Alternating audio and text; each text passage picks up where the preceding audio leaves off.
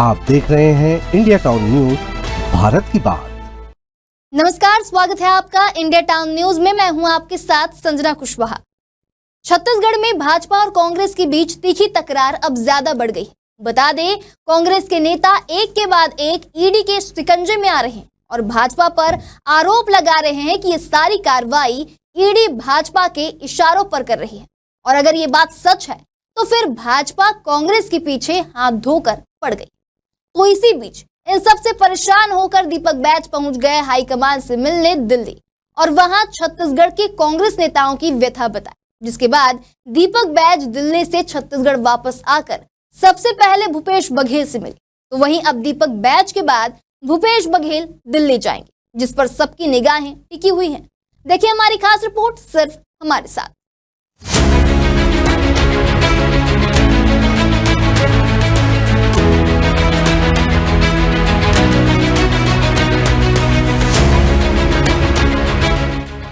छत्तीसगढ़ कांग्रेस के प्रदेश अध्यक्ष दीपक बैज ने दिल्ली में कांग्रेस अध्यक्ष मल्लिकार्जुन खड़गे से मुलाकात की। उन्होंने पार्टी के वरिष्ठ नेताओं सचिन पायलट और केसी वेणुगोपाल से भी बातचीत की। इस बैठक में प्रदेश में ईडी की कार्रवाई और मौजूदा राजनीतिक हालात पर चर्चा की गई। बैज ने कांग्रेस हाईकमान को बताया कि राज्य में आदिवासी और ओबीसी के नेताओं को निशाना बनाया जा रहा है। उन्होंने कहा कि केंद्र सरकार ईडी का दुरुपयोग कर रही है और कांग्रेस नेताओं को बदनाम करने की कोशिश कर रही है।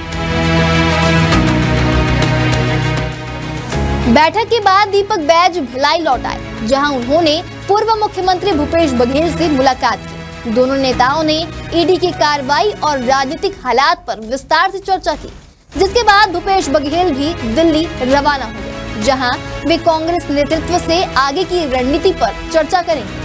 बैज ने आरोप लगाया कि जब भी भाजपा से सवाल किया जाता है तो ईडी की जांच शुरू हो जाती है। उन्होंने कहा कि सरकार विपक्ष को कमजोर करने के लिए एजेंसियों का इस्तेमाल कर रही है। बैज ने यह भी जानकारी दी कि होली के बाद कांग्रेस नेता सचिन पायलट छत्तीसगढ़ आएंगे। उनके दौरे के बाद पार्टी की अगली रणनीति तय की जाएगी। पार्टी में अनुशासनहीनता पर बैज ने कहा कि जो भी नेता अपने स्वार्थ के लिए पार्टी का अनुशासन तोड़ेगा उसके खिलाफ कार्रवाई होगी। उन्होंने स्पष्ट किया कि कांग्रेस में अनुशासनहीनता बर्दाश्त नहीं की जाएगी। बैज ने भाजपा सरकार से सवाल किया कि महादेव ऑनलाइन सट्टेबाजी घोटाले के मुख्य आरोपियों को अब तक क्यों नहीं पकड़ा गया। उन्होंने आरोप लगाया कि सरकार सिर्फ दिखावे के लिए जांच कर रही है, जबकि असली दोषियों पर कोई ठोस कार्रवाई नहीं कर रही है। तो इस तरह से कांग्रेस ने यह साफ कर दिया है कि वह केंद्र सरकार की कार्रवाई के खिलाफ पूरी ताकत से लड़ेगी और राजनीतिक दबाव के आगे नहीं झुकेगी। तो अब सवाल ये उठता है कि भूपेश बघेल आखिर क्यों दिल्ली जा रहे हैं? क्या कांग्रेस हाईकमान बड़ा फैसला लेने वाली है? तो वहीं भूपेश बघेल दिल्ली जाकर किससे मिलते और किन मुद्दों पर बातचीत करते हैं, ये तो आने वाला वक्त ही बताएगा। फिलहाल सबकी निगाहें भूपेश बघेल के दिल्ली दौरे पर टिकी हुई है।